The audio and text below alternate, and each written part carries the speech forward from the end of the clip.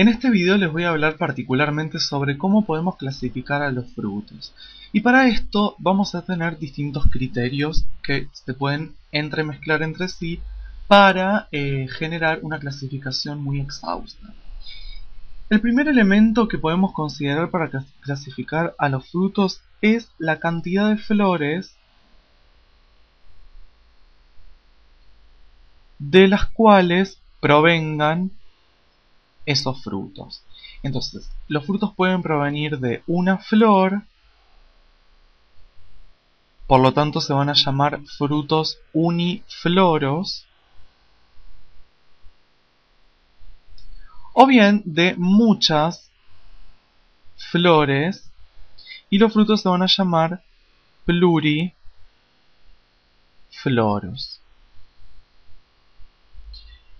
Luego, según el gineceo de la flor, podemos tener frutos que sean gamos carpelares, es decir, frutos donde todos los carpelos están unidos, o frutos dialicarpelares, es decir, aquellos donde cada carpelo está separado entre sí. Después, podemos clasificarlos según la dehiscencia.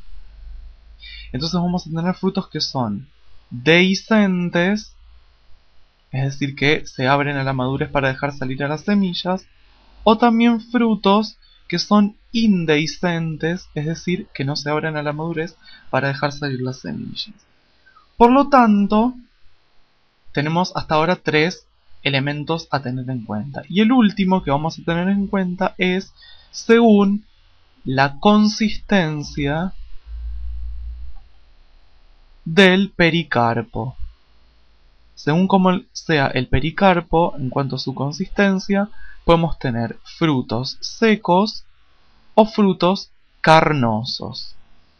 Frutos secos se dice que son de esa manera porque el pericarpio está deshidratado, y en los carnosos alguna de las partes es jugosa o es carnosa. Ya vamos a ver que hay algunas que son totalmente carnosos y otros que son parcialmente carnosos.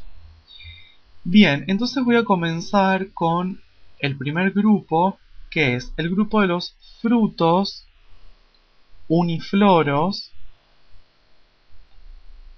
gamocarpelares, secos, dehiscentes. El primer ejemplo, que es el que está dibujado acá, el de la arveja, son las legumbres. El fruto tipo legumbre. ¿En qué consiste un fruto tipo legumbre? Es un fruto que está formado por un carpelo, un solo lóculo e infinitas semillas. Y obviamente con un gineceo súpero. Tiene una placentación marginal y además la dehiscencia es longitudinal bilateral, es decir, que se abre de los dos lados. Después tenemos un segundo grupo, que es el grupo de los denominados folículos, como por ejemplo la grevilea. ¿En qué consisten los folículos? También provienen de un gineceo súpero con un carpelo, un lóculo e infinitas semillas. ¿Cuál es la diferencia entre el folículo y la legumbre? Que el folículo, la dehiscencia es unilateral, es longitudinal pero unilateral, en cambio la legumbre era bilateral. Después tenemos un tercer grupo, que son los frutos denominados silicuas. Un fruto denominado silicua.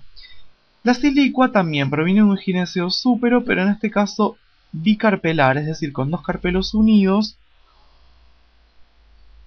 dos lóculos e infinitas semillas. ¿Qué características tiene? Tiene un falso tabique en el centro, que es este, un falso tabique, en el cual se asientan todas las semillas. Y además, la dehiscencia es también longitudinal, pero es desde el pedúnculo, es decir, desde la parte basal hacia el ápice de el fruto, es decir, al revés de cómo se abriría, por ejemplo, una legumbre o un folículo. Un ejemplo son, por ejemplo, las crucíferas, como por ejemplo el nabo, que tienen este tipo de fruto. Y luego tenemos el cuarto grupo de frutos de este grupo, que son las denominadas cápsulas. La cápsula, como por ejemplo el jacarandá, también tenemos cápsula en el palo borracho, etc., proviene de un gineceo súpero que puede tener 2 a más carpelos, puede tener de 1 a varios lóculos e infinitas semillas. ¿Y qué características tienen las cápsulas? Que, bueno, pueden tener diferencias en cuanto a la dehiscencia. Pueden tener dehiscencia transversal, pueden tener dehiscencia longitudinal, etc. Bien, voy a pasar a otro grupo de frutos, que es el grupo de los frutos unifloros también, gamocarpelares, secos, pero en este caso indehiscentes. Es decir que en este caso no vamos a hablar de dehiscencia de ningún tipo. El primer tipo de este grupo de frutos es el girasol, como ejemplo, que se denomina aquenio, el nombre genérico, los aquenios. Los aquenios provienen de un gineceo que puede ser súpero o puede ser un gineceo ínfero también, siempre con un solo lóculo y una sola semilla, y puede tener de 1 a 3 carpelos. Se caracteriza porque el pericarpio es papiriáceo o coriáceo y está separado de la semilla. Y además siempre tiene placentación basal esa semilla, siempre se encuentra en la base. El segundo tipo de estos frutos son los denominados sámaras. Las sámaras son siempre frutos que tienen una prolongación, como esta y como esta, denominada ala. Son frutos alados. ¿Qué características tienen las sámaras?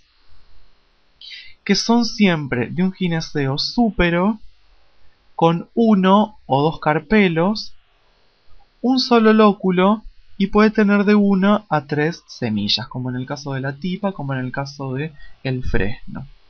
Pero siempre tienen esta expansión membranosa en forma de ala para la dispersión por el viento.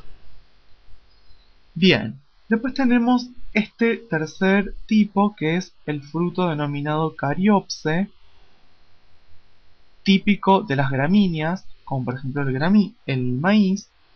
El cariopse siempre proviene de un gineceo súpero con 1 o 2 carpelos, siempre con un lóculo y siempre con una semilla. Y la característica que tiene el cariopse es que el pericarpo está soldado a el tegumento de la semilla. Entonces no podemos separar una semilla del pericarpo, está todo soldado. Y luego tenemos los que se denominan legumbres indehiscentes. En el primer caso, que es el timbó, tenemos este fruto se llama Enterolobium. ¿En qué consiste el Enterolobium? Es un fruto reniforme, de color marrón o negro, con un pedúnculo, fíjense, excéntrico. El mesocarpio y el endocarpio son esponjosos, esto sirve para la dispersión por el agua, y tienen un epicarpio leñoso. Después tenemos esta legumbre indehiscente que se llama geocarpo, que el geocarpo es el fruto del maní. La característica que tiene es que madura bajo tierra, e internamente presenta como constricciones, alojando en cada constricción a una semilla, y puede tener de 1 a 5 semillas. Siempre tiene gineceo ínfero y esas semillas tienen un tegumento del tipo papirás. Y después tenemos otro tipo de legumbre indehiscente, que son los lomentos.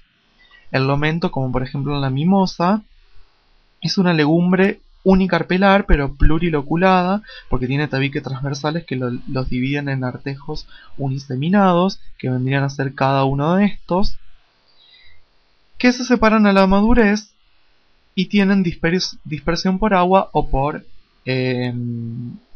animales. Bien, voy a pasar ahora a los frutos unifloros, carnosos, carnosos. Obviamente gamocarpelares. El primer grupo, que son todos los que tenemos de este lado, que son totalmente carnosos, son los que se denominan bayas, como por ejemplo el tomate y la banana, etc. La baya puede provenir de un gineceo súpero o de un gineceo ínfero, que puede tener de 1 a infinitos carpelos, puede tener 1 a muchos lóculos y puede tener 1 a infinitas semillas. Hay distintas variedades, como por ejemplo todos los cítricos, como la naranja, donde la variedad de bayas se llama hesperidio,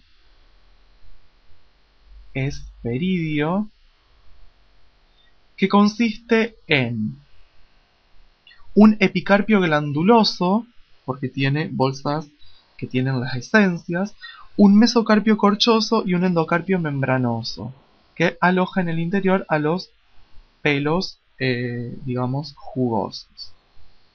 Después tenemos la variedad pomo, la variedad de baya denominada pomo, como por ejemplo la manzana, el níspero, la pera, el membrillo, etc., que proviene de un gineceo ínfero. Y el tálamo de la flor se vuelve carnoso y acrece manteniendo restos del cáliz y del androceo aquí arriba. El epicarpio está representado por este haz vascular. Y el tálamo vendría a ser esta parte. Tálamo, es lo que uno se come, el tálamo. Este haz vascular vendría a ser el epicarpio, este vendría a ser el mesocarpio, y el endocarpio, que vendría a ser esto, es la parte cartilaginosa que aloja en su interior a las semillas. Y la última variedad de baya es la denominada pepónide, que la variedad pepónide, como por ejemplo el zapallo, también deriva de un gineceo ínfero, siempre con 3 carpelos, y puede ser con 1 o 3 lóculos, siempre con muchas semillas.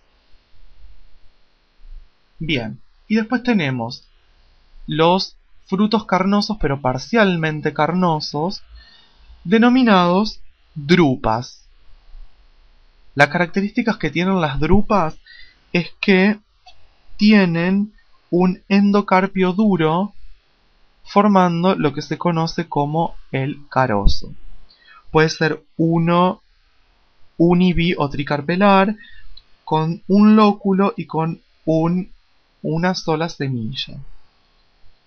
Y bueno, las características de cada uno son variables.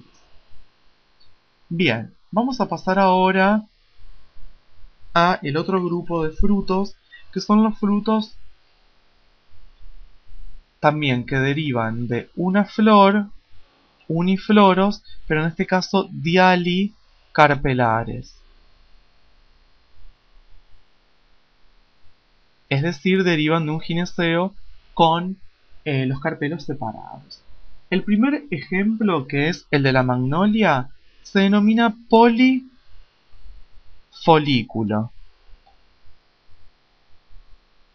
Polifolículo significa que son muchos folículos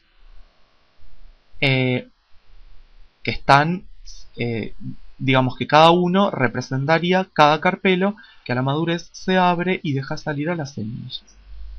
El segundo ejemplo es el denominado poliaquenio. Como ejemplo tenemos la frutilla. El gineceo de la frutilla es dialicarpelar, tiene infinitos carpelos que serían cada uno de estos un frutito denominado aquenio.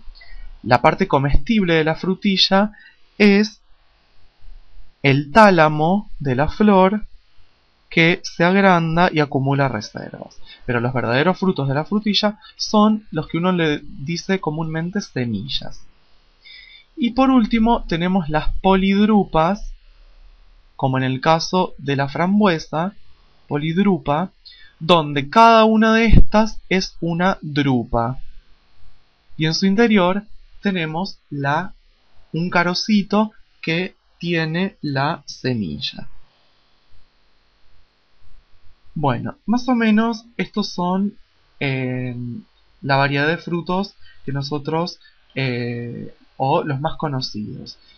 Vimos qué tipo de clasificación puede tener según el tipo de gineceo, según sean secos, según sean carnosos, y la amplia variedad de frutos que se pueden tener combinando estas distintas clasificaciones.